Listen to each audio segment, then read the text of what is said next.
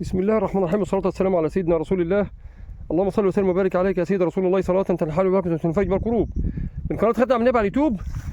وشوف حضراتكم راس فجل طالعة في مكان عجيب وغريب، واحنا بنجيب لكم حضراتكم بس الحاجات اللي هي ايه، المواقف والطرائف والعجائب والغرائب فقط غير. شوفوا حضراتكم كده المكان فين اهو، مكان في حاجة يعني شبه مصرف كبير او مشروع.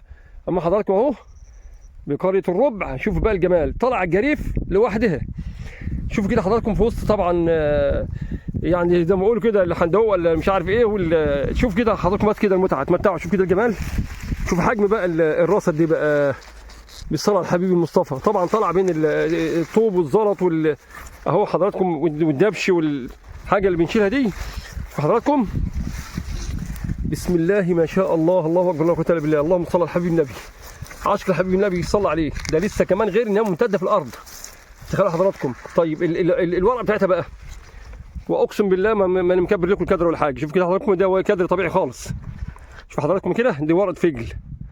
تخيلوا حضراتكم، دي ورقه فجل. يا جمال الحبيب المصطفى. ده بس بنلف الدنيا عشان نجيب لكم المواقف والطرائف والعجائب والغرائب، حاجات من النوادر. فين المكان فين اهو حضراتكم، بوسط مشروع او حاجه يعني اهو.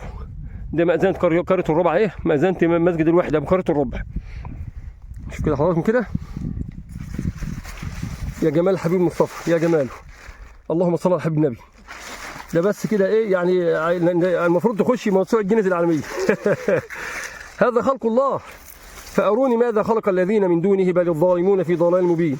الخير بيطلع في وسط الشر اهو.